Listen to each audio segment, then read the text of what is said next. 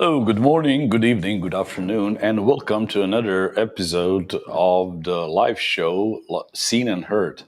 Live and Heard. Live and heard. Hello, Yeah. everyone. Nice to see all of you in the chat being very loud, writing your hellos. I'm Eager to send preemptively, new questions about meta ads and everything. So, yeah, we are also just eager to hear about these ads. we are really excited. Today with us we have Danko Kordić, who is going to tell us a bit about himself and his specialty. Thank you for having me on, and good morning to everyone watching and listening or just looking. What do you do, Danko? Well, right now I'm sort of there's really not a translation for that in Croatia, but it's like a craft business. I'm a freelancer, but I'm not really a freelancer. I sort of have my own company. I've been working in major agencies and with Fortune 500 brands throughout my career. It's been 7 years now that I started doing social media. Started my journey at 22. Now I'm almost 30. So it's been a fun ride. I'm officially a social media specialist, although I focus more on ads manager or Facebook ads, so to say. So yeah, I currently work with clients. I have a home office, and I prefer it that way. We prefer home offices also. Well, at least I need to have a studio, but that's another story. Yeah, so social media specialist, but specialized for ads. And does that include only meta ads or everything else? For me, only meta ads.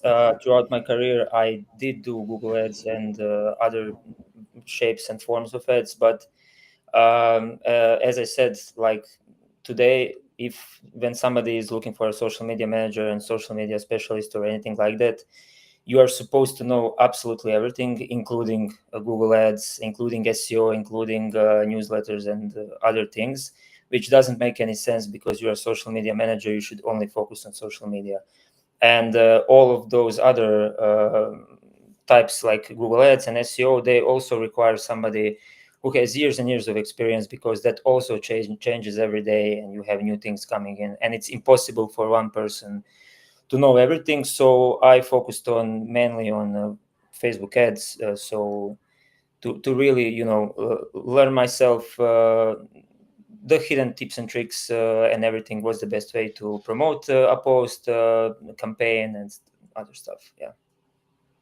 Okay, yeah. So with starting with other type of ads on the internet, at least we even kind of expect to have some this geo ads, generative search ads. Okay, we should not go there. But today we are talking about meta ads, and what most people have problem with meta ads is this, let's say, application, part of a Facebook. I don't know how to call it. You probably will explain it more better. This Meta Ads Manager, and when you get into it, it's really all the different things, and you're confused. You don't know where to start. How do you explain people at least how to start, and should they do it to themselves? Uh, well, it depends, and you're gonna hear this answer from me a lot today. It depends, because like everything with Facebook, it depends. So yes, Ads Manager can be like, it can be surreal when you open it for the first time, because there's really so many things going on. But if people want to, they can just open it and try to, look at some tutorials on YouTube. They can try and read the docs from Facebook and just click something themselves. But I would advise for them, when they do have a campaign or anything that they want to boost, to hire someone who is competent enough to do it, because I've been in tons of situations throughout these past few years, especially after I opened my own business, where people and business owners would think, oh, that's easy, like I just pay and I just boost my post, I'm going to do it alone, I don't need anyone. And then they would call me 2 months later, hey, I need help, I got no results. So yes, while it might look easy, it's so dense. It's full of information. It's full of hidden stuff that you can try out. And again, unfortunately, that's the only sort of the biggest way that Facebook makes money. So you will need to spend a lot of money. That's where I see another mistake from business owners who are trying to promote themselves on social media. They would like maximum results. They would like to earn 100K a month, but like they have a budget of 500 euros, which is impossible. So yeah, hire somebody You, who's competent. That's my advice. you need knowledge and you need to put some money in. And one thing that you mentioned, and what I heard that you specialists do have at least kind of a term for it, is this boost button. That's basically a Facebook text button. When you click it, just money goes and does nothing. Is it still true? Yeah, that's the I think the 90% of business owners when they first try and boost their own post do it that way. And I'm gonna give you an analogy that I'm always telling people. You have two cars. You have a Toyota from 2003 that has one door and can drive you for like 2 kilometers, and then you have a Ferrari that's a little bit more expensive, but it can take you anywhere in its in very good condition. The Ferrari is the ads manager, and the Toyota is the boost post button. While you're basically what you're doing is you're throwing money to the wind, and Facebook even fakes some of the numbers there. It just doesn't work. You're gonna pay. It's very limited. It's the reach is absolutely horrendous. So just ignore that button completely. Go into Ads Manager and try your luck there. So as long as it looks very simple, just click on the boost post. You better start with this complicated thing Yeah. called Ads Manager, or have Unfortunately, some help. Yeah, unfortunately, yeah, because the post is like you have 2 or 3 steps. It's really easy. You just put money, you click next, and it's done. And that's, I think, why most people just do it that way. And then they go into Ads Manager and they see, oh my, that's too complicated. Let's just do it that way. And then it doesn't work. And unfortunately, Facebook doesn't have almost any type of customer service, which is unbelievable for a company of that big. So you're on your own basically. So that's why I always tell people, at least ask someone, try and find somebody who knows what they're doing, because you're going to be wasting. I've worked with previous clients who have wasted thousands and thousands of euros and dollars on a boost post button, and I was really sad to see that. So it's business gambling, basically. Yeah, basically. Yeah. It's not a gambling, it's just going away. Money just vanishing Yeah, somewhere in the Facebook accounts. yeah, unfortunately, yeah. What are some of the first things to learn then about the manager? What are the features that people should really know? Well, Facebook has lots of types of campaigns. So as I said, it depends. It depends on what state your company is currently. Are you a new business? Are you a business that already has a lot of audiences, a lot of customers every day?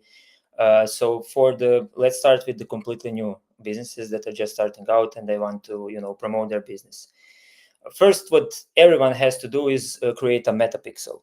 And the metapixel is just a code that you put into the header of your website, the pages on your website, so Facebook can track the activity on your website.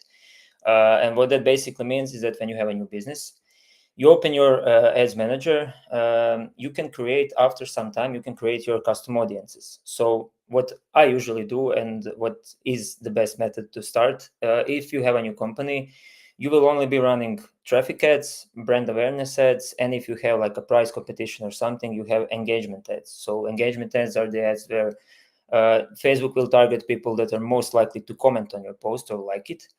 The brand awareness ads are ads that are just maximum reach. People, they will target people who will just see that. They won't interact, but they are there and they saw it. They maybe saw your brand, maybe they click on it.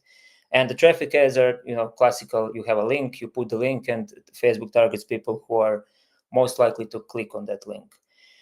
So I would be running those, and then after some time, after a month or two, because it's a long game, I'm always telling people you can't just go on Facebook, pay 1,000 euros, and then for 1 month you will earn millions, and they become mad after a month passes and there's barely any results because you need time. Facebook has an algorithm, Facebook has an AI, and that AI needs to study your ads, it needs to study your audiences, so it can create sort of a loop and a group of people that it knows it can target. So in this case, after some time, you can create a custom audience or a lookalike audience where you can just, select people who have watched most of your videos, select people who have clicked on your website. It's so in depth that you can even target people who added to cart. If you have products and stuff, it's really in depth, and you can just choose anything. And so that becomes your warm audiences. And then when you see how many people you have in those lookalike audiences, which if you're a good brand, if you're a brand that has been on the market for some time now, it's usually in the thousands. So like, let's say 20 to 50,000. Then you can target them with purchase ads, which are the only ads that will pretty much bring you sales. And you can retarget those warm audiences, and then you will get some sales. But it's a long game. You won't do that in 6 months. Maybe you won't even do it in a year, but you will do it after some time. We're giving Facebook a lot of the social media managers. We have sort of a love and hate relationship with Facebook, because they're doing lots of stupid things, but they're doing lots of great things. So their AI, although everyone was fighting against it, is a really good AI. And after some time, it becomes a really, really great tool for you to use, because after some time, you won't even need to specifically target people. It will target them themselves, itself, because it saw that those types of people clicked on it. So it's constantly expanding your pool of people. But it needs time. It needs time to be trained. They're constantly updating him. The ads are constantly in the learning phase. So it's just really important to be smart, to have a strategy, to continue on, to not give up, and that's basically it for that. Yeah, and I have a quite thing to say about. But before that, I need to read this comment because it's so great. From the Bambina 24. Greetings to the best collaborator, Danko, and the best podcast team, Edita and Darko. Thank you so much. So yeah, thank you for this comment. But what I wanted to say is, many people just. As many of our viewers are freelancers, educators, perhaps startups, not some big companies like you had to work with, are don't have a website. And what you are saying, they think, okay, so I have some ads, I just put up a Facebook page, and business should just get in. So the prerequisite is actually to have a website. True. Yeah, I agree. Because you can only do social media, and depending on the niche you're in, maybe you don't even need a website. However, you should have a website. I think that's like, even though most people today, and even our generation, Facebook came out in 2004. I used it in 2006. So my generation was sort of the younger generation that started using Facebook. But I don't Google things right now. Currently, if I see a brand, I go to Facebook and look it up, or Instagram and look it up. But you still need a website, because that's the second thing that you will open up. If you don't have a website, for me, brands that don't have a website, I usually just skip over, because you need to have a web. I think it's a basic prerequisite in 2025, and it's been a basic prerequisite for some years now. So yes, you do need a website, and you can't have a meta pixel if you don't have a website. And that means that you won't be able to run a lot of ads and a lot of options. Basically, the only options that will be left for you are engagement ads and brand awareness ads, which are not very good options to use if you want sales and if you want, to grow your audience. Okay, and while we're talking about prerequisites, also, so website is one of them to be successful with ads. I don't know if this even matters for ads. Like I said, smaller brands, startups, entrepreneurs lone entrepreneurs, educators, should they even have a page, Facebook page brand, or could they just do it on I don't know how it's called now, business profile? So just a personal profile, but turned into something business. Well, again, if they are looking for running ads, they should have a business profile because you can't run ads on Yeah, private. but it's personal business profile. It's not a brand page. I would create a personal business profile. Yeah, but I would mostly for educators and people that are in that niche. It's the best option is LinkedIn.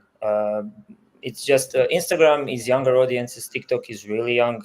Facebook is mostly used for sales. So if you are an educator that has a sort of like a podcast like you two do or anything like sort of a seminar or something that they're selling, then I would use Facebook as well because it's great for selling. It has purchase ads that you can target people who have watched your podcasts or seminars, and it's a great way to. It's a great thing to have.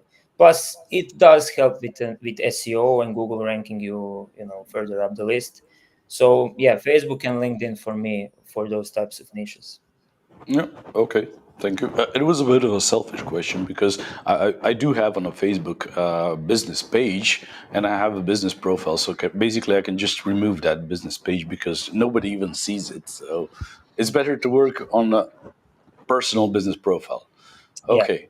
Great. Thank One you. thing, I'm sorry. One thing I would like to add is you can have Instagram and TikTok, but you have to do different types of videos there. So you have to do funny reels, which are blowing up recently. You have all these companies just doing something funny, creating sketches, becoming comedians, basically. So you can do that way as well because it has proven in the last year or two that brands who are very serious, like I don't know, I'm just giving an example. It's probably not true, but like I don't know, you have, for example, Coca-Cola. It's a serious brand. They have fun. They sell Coca-Cola. You don't really need marketing for Coca-Cola, but they have it. They if they created like a TikTok page, they would not be creating serious videos. They would be creating funny collaborations, funny sketches, thinking of funny ways, video recording themselves in the office and stuff like that. So you can do it that way as well, and you can blow up that way as well. But you need to be ready to, be a jester of some sort. Yeah. So every social network has its own peculiarities and type of content that should be there. Yeah, definitely. We have some greetings from your collaborators, Danko. Hmm. The Assistenta team is sending you big greetings to us as well, and they're calling you their brilliant team member, the master of meta ads. Well, thank you. Now, you've mentioned already that you have a love-hate relationship to Facebook, Yeah. and from what you've told us, Who doesn't? Yeah, yeah, exactly. yeah, I think most people that try to dabble in it have that sort of reaction. Yeah. So, what made you specialize in this? What's the potential then?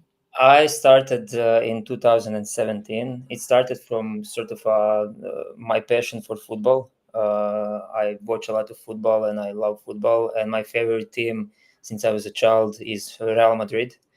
And so I was an admin on a Facebook page there. It was a very well-known Facebook page, a Real Madrid fan page.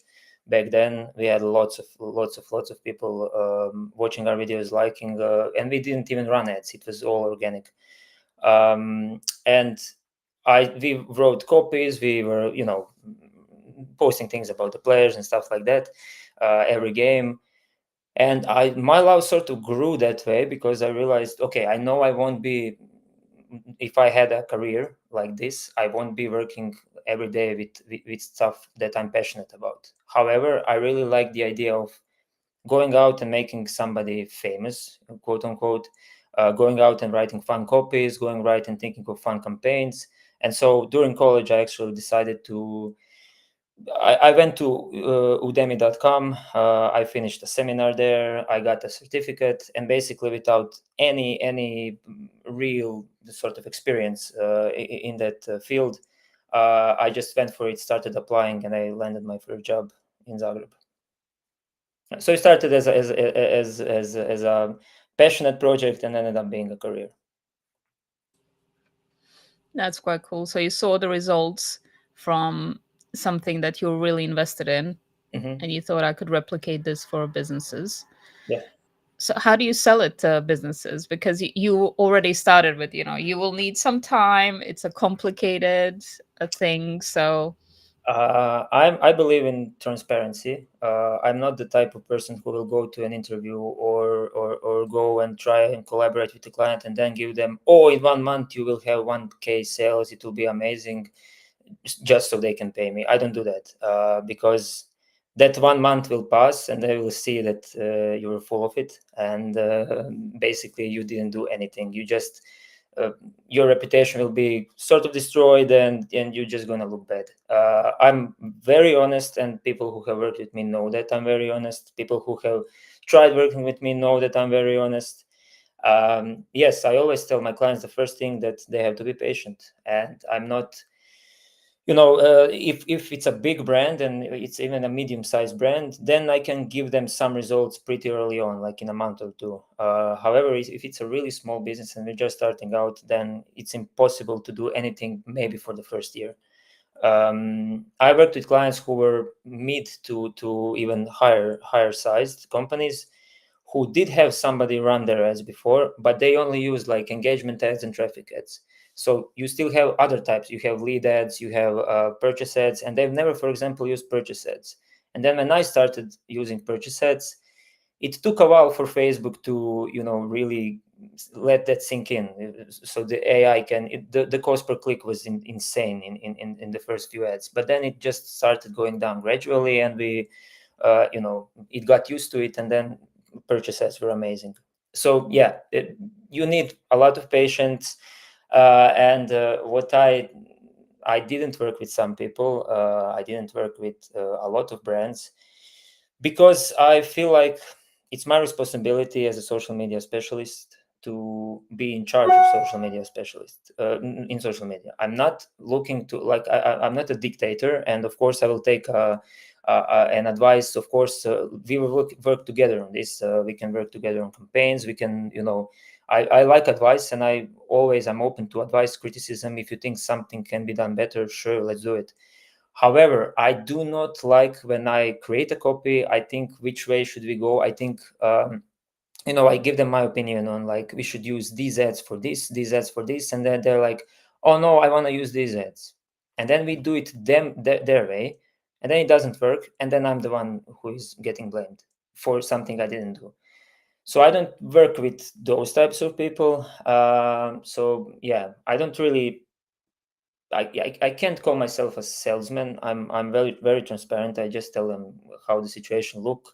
I go and visit their profiles. I see what we can do better. I see what we need to change. I give them a plan, create a presentation or something, and just hop on them on a video call, or even go to the offices and just tell them we need to change this. My first steps would be this, this, and this.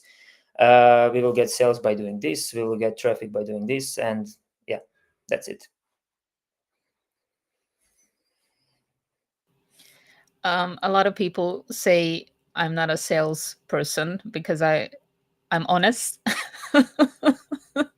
But I think we can do sales honestly and transparently. But what's important there is that you build this trust. And obviously, since you give them all the information quite clearly, so we can see that you are good at explaining the process, then I guess you find your people that way, those who are looking for exactly that. Yeah, true. How do you approach copy? I think a lot of people struggle with that these days because of AI as well. It's shifting the styles, the tones. It's making people go quite safe. I think lately. So how do you do it? How do you stay creative? We shouldn't run from AI. I think it's a good tool to have. I would never just go and tell it to write me a whole copy and then just copy paste it.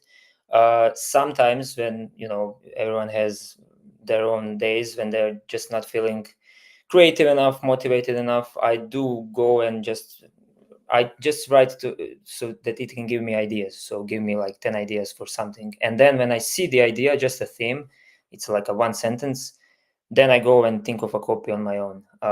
I feel like you can use it, but I wouldn't just go overboard with it, because it's still not good enough it's still not better than the real social media managers that have been working for a few years, because it will write you the same type of copy for every social media, whereas for every social media you need different types of communications. So for Facebook is mainly used for sales by big companies, so you need to be a bit more aggressive.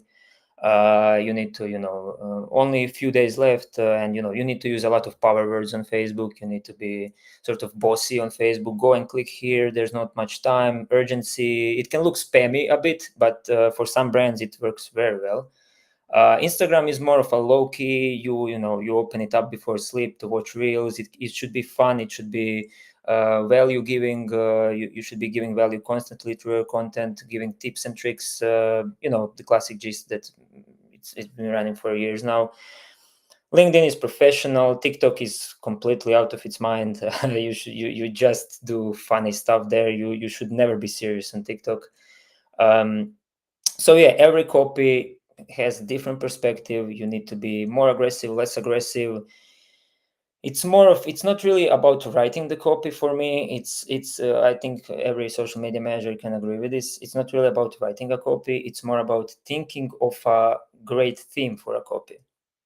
So you're gonna have soon. Black Friday is going to be coming, and Black Friday is always like, Facebook ads are costing more because every company in the world is just giving budget to Facebook to promote their products. So you're gonna really need to be really aggressive. You're gonna need to think of a fun, out of the box campaign, and that's almost impossible right now because everything has already been done. So you need to be different. That's the bigger problem than writing a copy. Just to stand out from others. That's true. Are there? You said the differences are actually regarding the social network where you're on, but are there any regional differences also? Like something that works in the US wouldn't work in Europe and similar. Could you be too aggressive for buy now in Europe, for example? I worked with, and I am working with some of the UK clients and UK people, and for right now, I haven't noticed any major differences between UK and Croatia. But I'm sure, yeah, if you're working with, like, I don't know, somebody from Asia, it's gonna be different than in Europe for sure. It's just like cultural differences and people. But Europe, I don't think really there's that much difference. It's Europe, pretty similar mentality for everyone, especially UK and Croatia. Not many differences, to be honest. Except the people in the comments are really funny in the UK, and our people are just, not really funny in the comments. The funny people are commenting on our podcast. They're not on Facebook. What about industry differences then? Oh, that's a whole different story. Yeah. So I've been mostly in almost every industry, including gambling and alcohol industries, so I've been to the dark side as well. And especially, I can give you an example of like alcohol and gambling industries.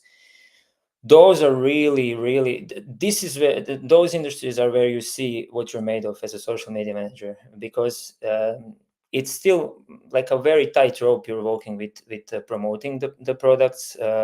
It's sort of, it's forbidden, but it's not really forbidden. And then you're sort of in that, we call it gray zone and black zone, where you need to think of other ways to promote the products, that it's clear that you're promoting gambling, but that it's not really clear for Facebook to figure out that you're promoting something really out of the box of the usual norm.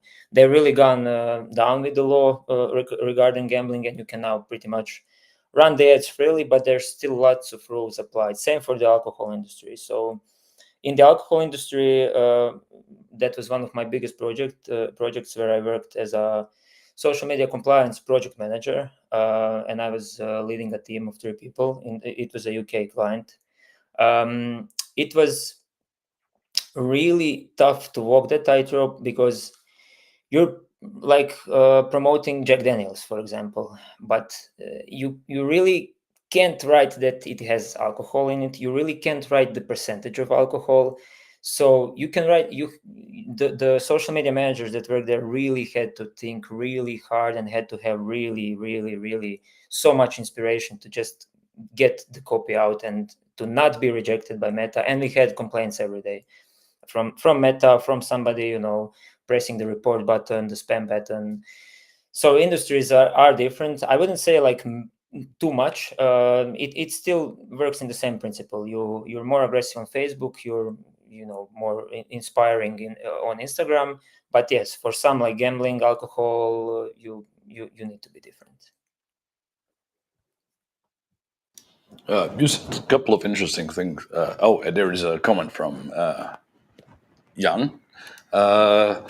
Interesting topic and good questions. Thank you, Jan. Yeah, we try to have as good best guess and as good question for them as possible. And another question from Manuela. Big greetings to Edita, Darko, and our brilliant team member Danko, the master of meta ads. So your team shows a lot of love towards you, so they really like you, and you have some really interesting things that you can show us about meta ads. And what I said, there are a couple of interesting things that you said there, like in some industries you really need to know how to avoid some pitfalls and some regulations, let's say, but also for different industries it looks quite different.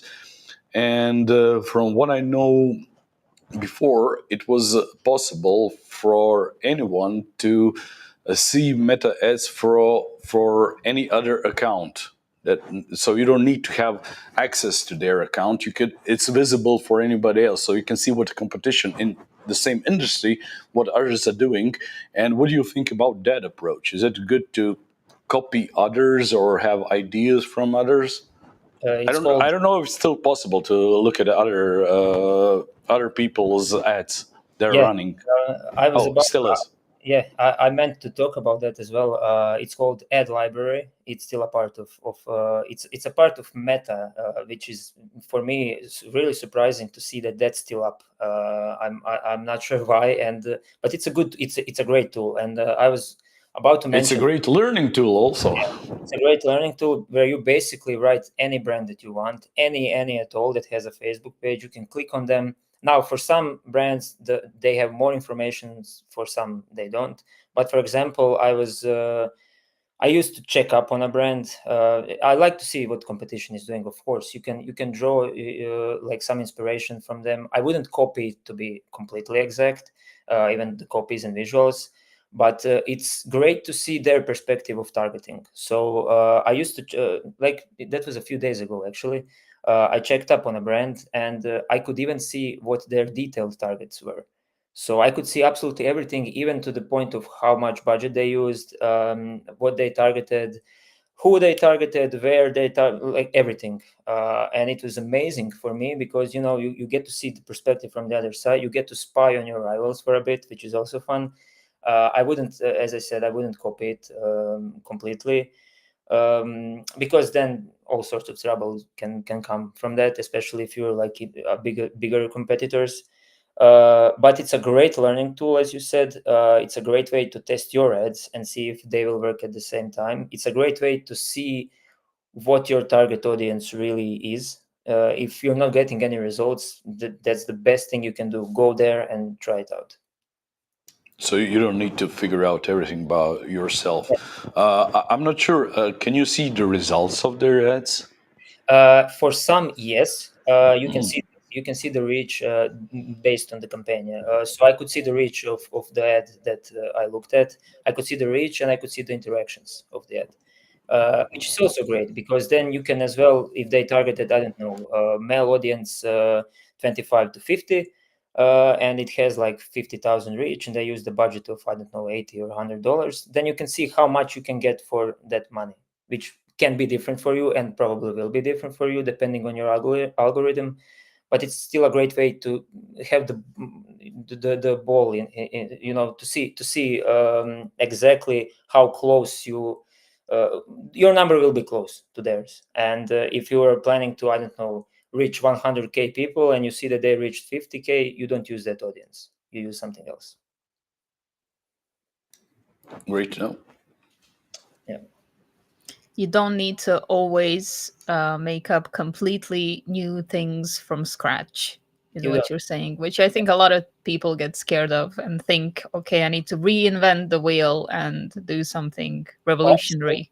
Honestly, if you're running brand awareness ads, if you're running engagement ads, and even traffic ads, a great learning point for all brands that are still starting out on Ads Manager is to just target everyone, and then you will see who your target audience is based on Metapixel getting the data and you creating a lookalike audience.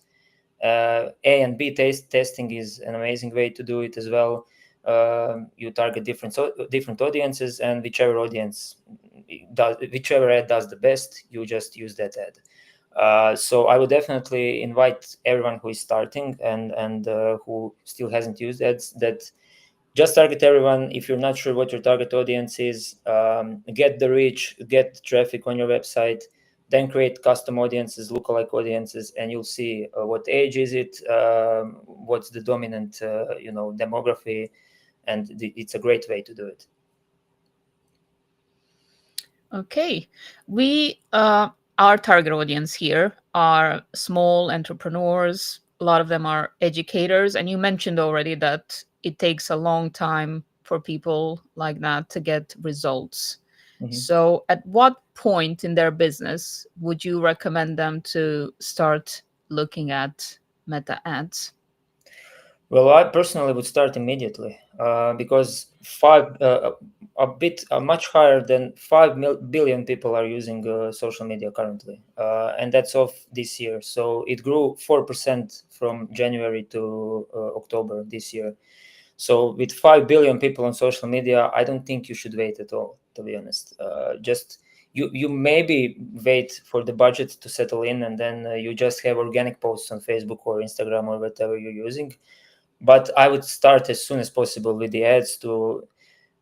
Facebook is a great tool. It may not be the greatest sales tool, although I worked with brands and had brands that like earned 50 or 100K from Facebook monthly from purchase ads. Just depends on your budget and your algorithm and stuff like that, if you've been using it for a long time. But mostly I would start immediately, and I would just start gathering info. People are using Ads Manager in a wrong way. They're using it to make the sale, to have people click. You should use Ads Manager as a diagnostics tool to gather info, to gather information on your audience. If you gather information, if you see that like your dominant demography is females aged 25 to, let's say, 40, then it can help you on your other channels as well, because you now see who is clicking on you on Facebook that way. So I think that, yes, you should start immediately, maybe not with the ads, but definitely with channels, because with 5 billion people, it's very probable that most of them are just going on Facebook or Instagram to search for your brand and not Google.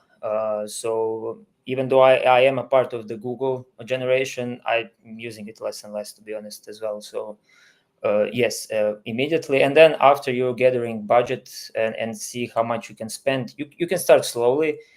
But unfortunately, since it's one of the only ways that Facebook makes money, it's like how much you give, you're going to get back. So for some brands, the first results are visible in like 4 or 5 months because they've had higher budgets they used on Facebook. For some brands, it's been like a year or two because they have lower budgets. How much you give, you're going to get, because Facebook will also look at you at a different way. They're going to look at your brand. Oh, they spent 3K on ads this month. Okay, let's give them a good algorithm.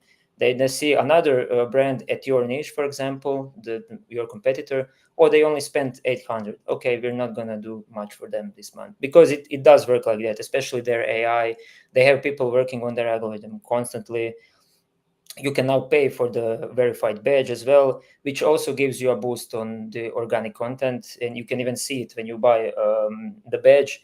It says that your post will be, more reachable, more exposure.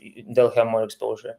So Facebook likes money, and that should be like the main thing to have in mind. That's why I say always, like, you shouldn't be cheap if you want to go and do Facebook ads.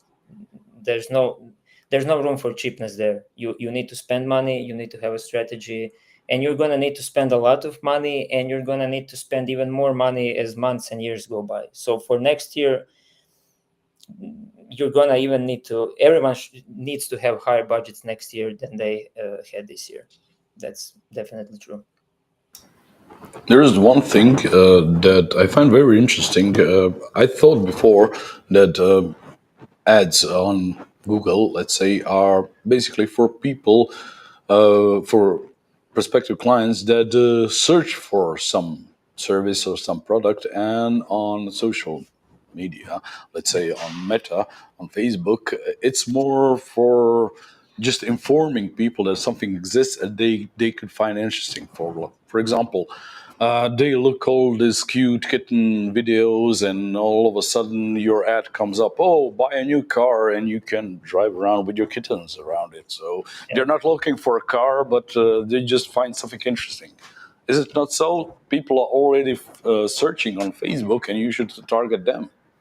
That goes into Ads Manager, because the target audience that you can choose as a social media manager, you can literally target people that are using Wi-Fi more than the mobile internet. So it's that niche. I can target people that put that they're divorced yesterday, for example. And so if anyone Googles like cats or something, yes, I can target them immediately when I run ads. It's that niche, and so that's my point exactly. Once again, so yes, you need someone who understands that, because most people are just throwing away money by just targeting everyone. It can work if your brand is like been on the market for a long time, if you have already a good audience, if you already have a good custom audience, it can work. But if you're just starting out, for purchase ads at least, you will be wasting money if you're doing purchase ads and not having a lookalike audience or a custom audience that are warm audiences that you can just gather around and let them click. So yes, it does work similarly as Google Ads, but for Facebook, it's mostly about bidding, and whoever gives more money will get the bigger spaces. Yeah, it's all about money anyway, all the time. Yeah. Yeah, we talk about peaking for to other competition, how it works, and how do you feel when working with competition? Should the information be transferred between you, and should we grow together and not see them as competition, but expand the market together? For me, definitely, I like to work with my competition. I like to get to know people that do the same work that I do. I like to collaborate. I like to, do networking, because I've never understood this from other entrepreneurs or other people that have companies or anything like that. Whenever they see somebody who is doing the same thing they're like, oh no, they're my competition, I shouldn't talk to them, I don't want them to earn money. Whereas for me, I was just looking at the broader picture, and if you go and meet that person, you will establish friendship. You will have somebody new who you can talk to for advice. You will have somebody new who you can talk to for updates on Facebook. You will have somebody who will give you clients when they're booked, and vice versa. You will give them clients when you're booked. And they can potentially meet other people that they can then connect with you, and you're limiting yourself if you're not working with your competition and not talking with your competition. And it's just not for me. I like talking to everyone. I have lots of friends from my niche, Manuela being one of them, and Renato as well. Uh, I like it's for me. It's what really motivates me, and I get more motivation that way to continue doing this, if I'm talking to somebody who knows what I know and we're just exchanging opinions, exchanging campaigns. And for me, yeah, I definitely would advise everyone to just go ahead, go network a bit, meet some new people, and yeah. Don't keep it all just close to your chest, because then nobody grows, really. Yeah. I wanted to ask you, connected to what you were saying about the little players in the field who might be watching this, at which point in their experimentation and trying to get somewhere with Facebook ads should they contact you, and who would you like to work with? I would work with anyone who is transparent as well as I am, who realizes that it's a long game, that it's not a short game, that who realizes that they will need time, and who will listen to my advice. But I also expect them, to tell me their advice and what their opinion is, who I can sit and have a normal conversation with without being pressured into something.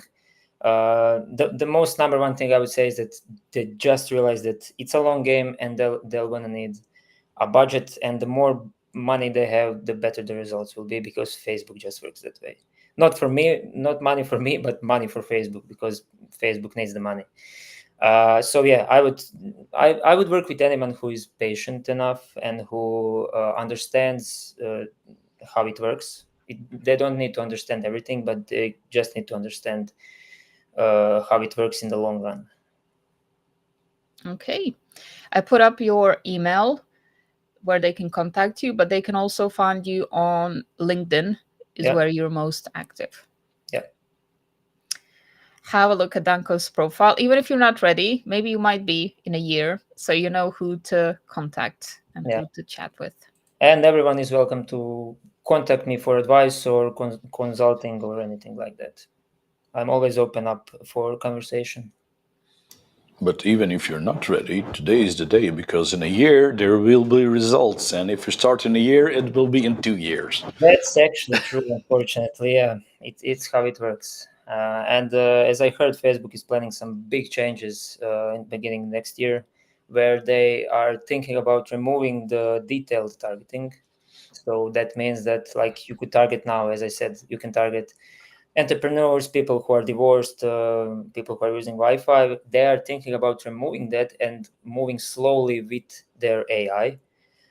So you will target everyone, and the AI will just, with the information it has from previous months and years, they will just target it that way. Then, however, it becomes even more important to have somebody to lead that, somebody who understands AI technologies of Meta, and somebody who understands how the algorithm works. Because then it might sound like it will make the situation easier, but it won't. It will be way worse.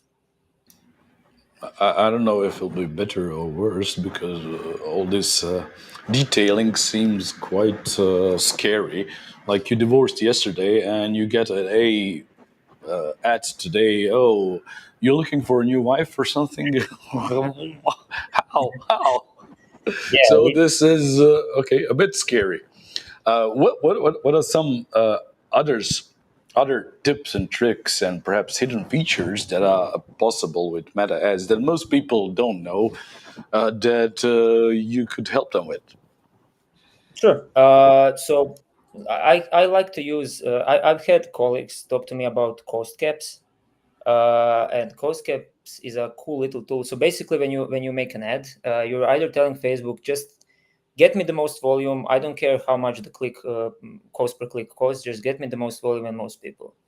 That can be good for maybe a new brand, but after some time you're going to start losing money. Let's say that you have a product that costs 100 euros, and your cost per click when somebody purchases that product is 50 euros. That's a lot, and you're losing 50 euros, and you can only get them to buy two products that way, because you will run out of budget.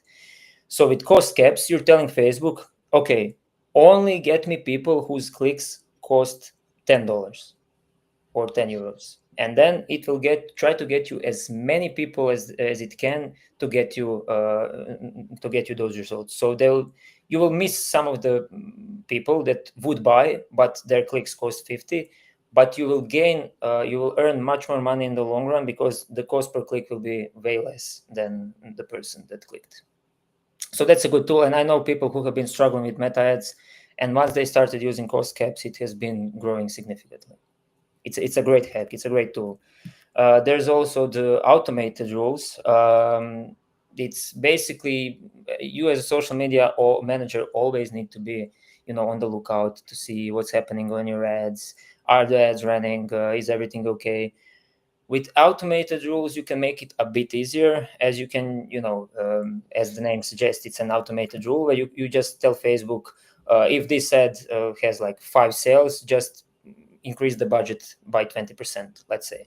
And then Facebook does it automatically without you needing to go and do it. Same with, like, if this ad doesn't perform well, if you have 0 sales after spending $50, just pause the ad, and then the Facebook will do it automatically. That's a really good tool as well. So I would suggest that.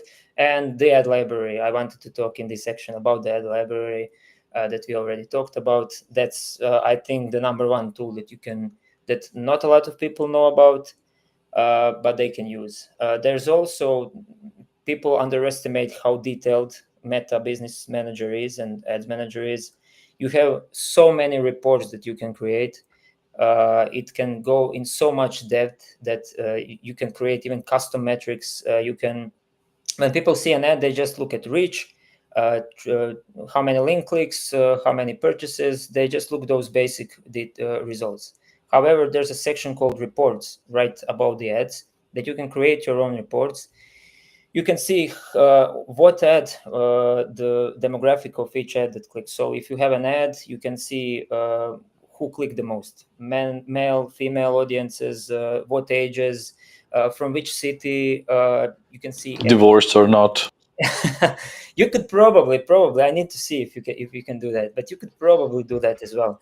It's really detailed, and you can really like go in depth. So if you have 2 ads that have similar creatives, like similar copy and similar visuals, but on one ad people from 25 to 50 clicked, and on the other ad people from 50 to 70 click, and then then you can see the difference, and you can see the difference in communication, and you can check what you did different from in one ad to the other ad.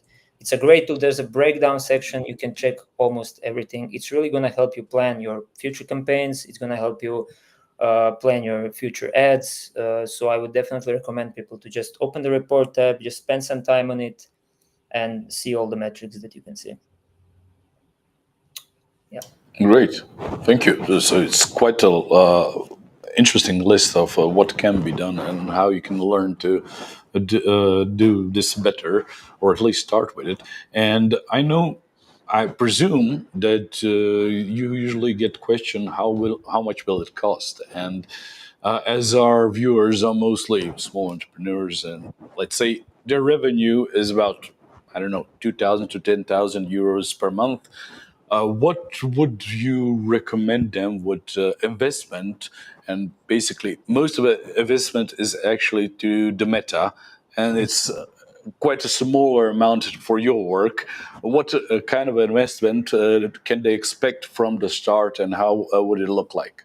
It's really hard to say until you sit down and analyze everything. Well, just a broad, just to see somewhere in the ballpark. If we're doing brand awareness ads, engagement ads, or maybe even traffic ads at the beginning, if we want to really like start the race on the right track, like the barest of the barest minimums is 200 euros a month. That's the barest. That's not counting purchase ads, and traffic ads can get expensive in the beginning. The thing about the ads is, if you're just starting out and if you're just starting with the ads manager, your cost per click will be insane at the beginning, because Facebook is still in the learning phase. It's gathering all the information, and it's gonna really like make the cost insane. However, after some time, if you keep at it, the cost per click will go down. And right now I have a few clients that are traffic campaigns. Like if I use a budget on 100 euro on only one campaign, our cost per click is 0.01 or 0.2. So in the long run, for 100 euros you can get a lot of clicks by that cost per click. So I would suggest that's a bare minimum, and with 200 euros you can basically only do a little bit of brand awareness ads and engagement ads. If we are going traffic and purchase after some time, that will be I think the bare minimum budget for this year on Facebook, if you're a company that's sort of a mid-table side company, company that has been running ads for some time, is 1,500 to 2,000 euros. That's the bare minimum right now if you want to stay relevant, if you want to compete, and if you want to run purchase and traffic ads as well. And it's going to go way up next year. Yeah. Okay. Thank you for being so honest, because most people just don't know where to start. How much will it cost me? I don't know, 10 euros per month. Okay. And when they see, okay, you need to 200 euros. Oh, I'll need to invest really in this. So it's quite a difference. You can do great stuff with like 80 euros brand awareness campaign, but it's only going to get you one campaign. And brand awareness campaigns are not something that will get you too many leads or too many warm audiences. You need to run simultaneously A/B testing, especially in the beginning phase. You're gonna need money. You just have to be honest with that. You're gonna need money, especially in the testing phase. So right now, I have clients who I let's say I spend 500 euros on a purchase ads in the month.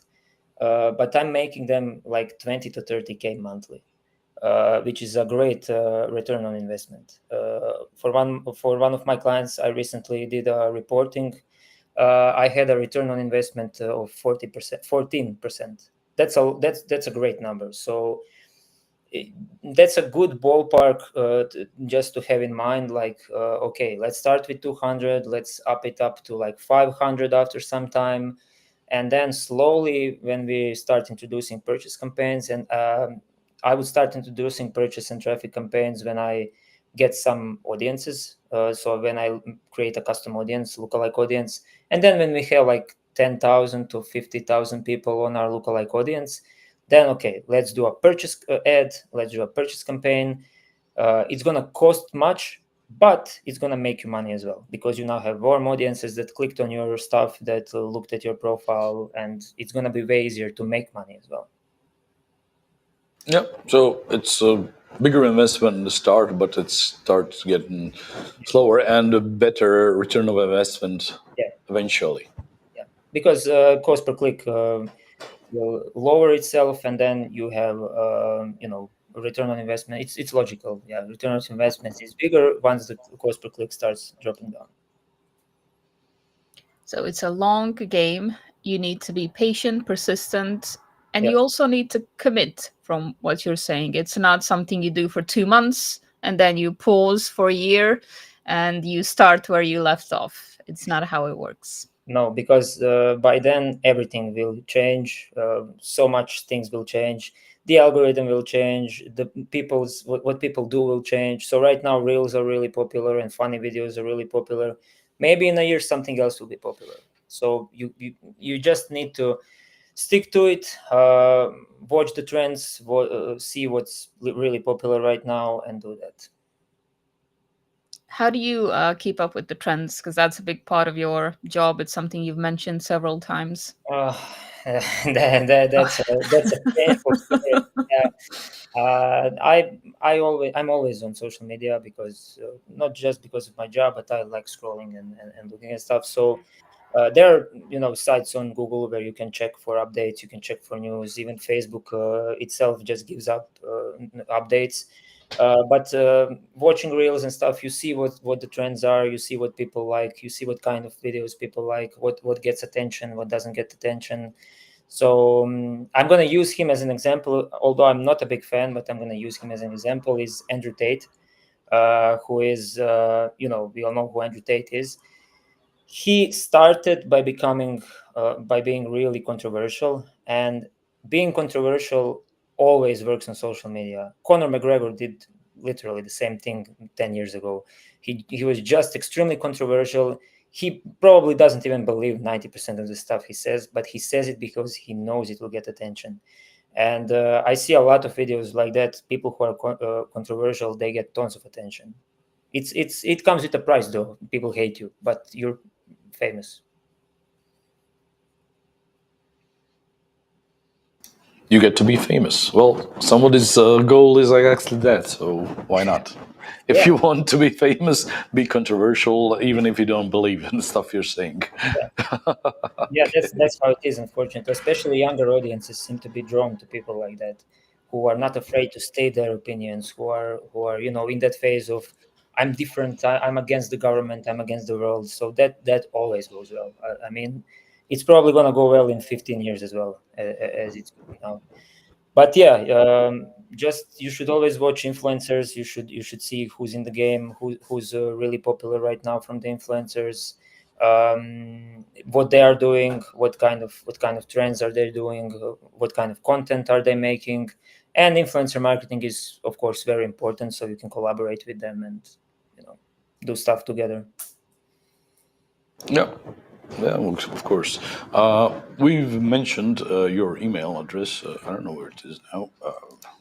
Somewhere. Oh, we can show it again. And your LinkedIn profile, so people can find you there. Is there anything that we didn't talk about? We did get into detail. Was something that you wanted to show or say? Well, I think we've covered everything pretty much. Yeah, it's a wide topic, and it would take us hours to really dive deep, especially to talk about influencer marketing and stuff like that.